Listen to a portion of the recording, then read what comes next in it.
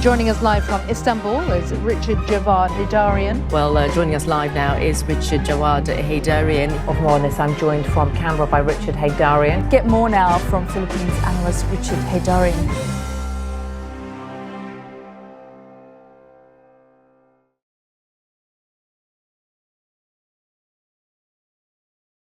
Magandang araw, magandang hapon, wherever you're joining us from. Ito yung latest episode natin ng The Floor, kung saan pag-usapan natin yung mga pinakamahalagang bagay sa ating politika, our foreign policy, national security. Ang idea dito is ano yung minimum na requirement para maging isang maunlad at very secure nation tayo.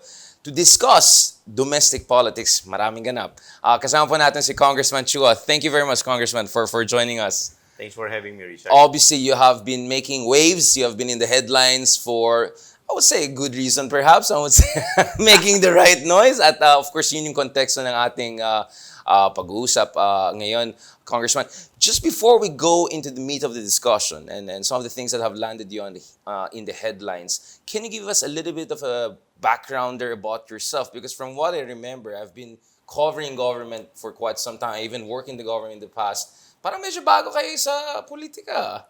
Well, basically, hindi naman ako bago because before I enter politics in 2007, that was the first time when I ran for councilor in the city of Manila. I was the lawyer and at the same time, ako rin yung mga gumagawa ng mga house bills, ganyan. And then, after a year or two, that was the time when I decided to participate in local politics in my district. When I first ran, medyo sinuwerte, nakachamba, nanalo naman tayo as councilor. So I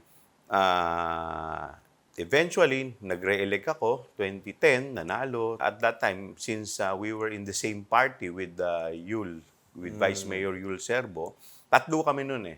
So, we decided. Otherwise, baka ma-disgrasya kami pare-parehas. Ano yung partido niyo? And can you tell us a little bit Ascenso about... Manileño. Ascenso Manileño. Yes. And that's quite a party discipline. No? Parati sinasabi natin, sa Pilipinas, walang party, sariling sikap, etc. But you guys were able to find a way kung saan i-sequence yung sinong tatak party, hindi. Yeah.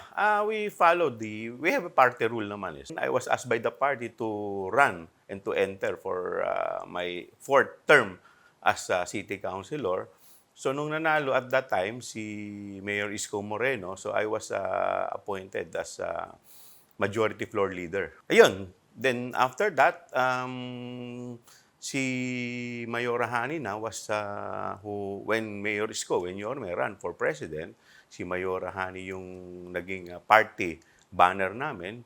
Then, si Vice Yul, at that time, Congressman, so siya yung itinandem. So again, yung mga ibang gusto rin, kinausap na naman to give way for me. Now, mahabang usapan ng Manila politics. Maybe there'll be a different platform for that. I know you see my thought bubble.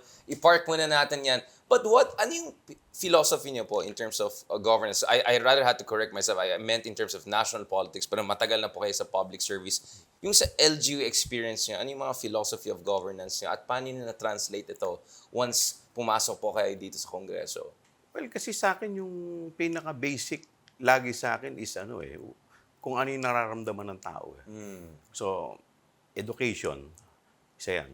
Tsaka yung healthcare. Yan ang talagang priority ko. Kaya nga dun sa district ko, I have, kailan lang, nagkaroon kami ng 300 scholars.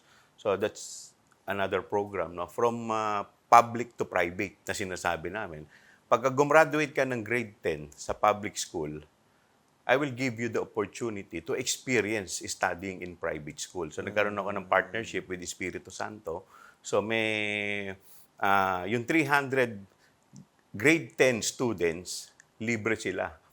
Magkakaroon sila ng full scholarship sa Espiritu Santo. Merit-based to, di ba? Ito yung mga stellar students or ano yung proseso Well, para pumili? ako kasi, when I was a student, hindi rin naman ako... A student. Hindi rin naman ako A students di ba? In fact, paminsan-minsan talagang palakol pa yung mga grade ko But the thing is, nakita ko rin naman kasi iba talaga gusto rin nila. Kaya lang, it just so happen na hindi naman sila ganun ka... And yung iba naman kasi talaga namang tumutulong sa magulang. So, bigyan mo ng oportunidad mag-shine. We have to give them the opportunity. Ang isang lang naman ang requirement ko huwag kang mag-absent. Diba? Dahil pag pala absent ka, ibig sabihin, hindi ka interesado mag-aral. So, sa akin, yan, 300. So, hopefully, by next year, maging 600. Dahil yung grade 11, guaranteed, sa grade 12, scholar pa rin sila. And then, I will get another batch of 300 students from public. So that kind of LGU, public service, welfare, yes, yun ang nakita ko malapit eh. sa puso niyo. Malapit sa puso. Tsaka yun talaga yung kailangan ng tao. And then, another thing is yung healthcare. Kaya nakipag-tie up ako sa isang private company para sa dialysis. We have 24 dialysis machine.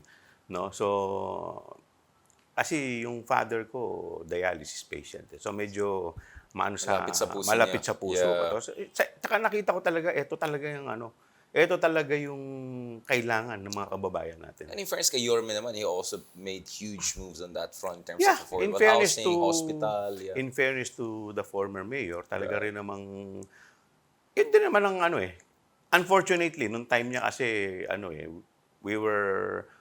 nagka-COVID tayo eh. Yeah, pandemic, so more on yung pandemic yung na-focus Right. natin. No? Emergency. Yeah. But luckily for him, yung ka-partner niya as vice mayor, si Mayora Hani, happens to be a doctor. So medyo naging maganda yung combination nilang dalawa. And tuloy-tuloy yung legacy. Naging tuloy-tuloy yung legacy.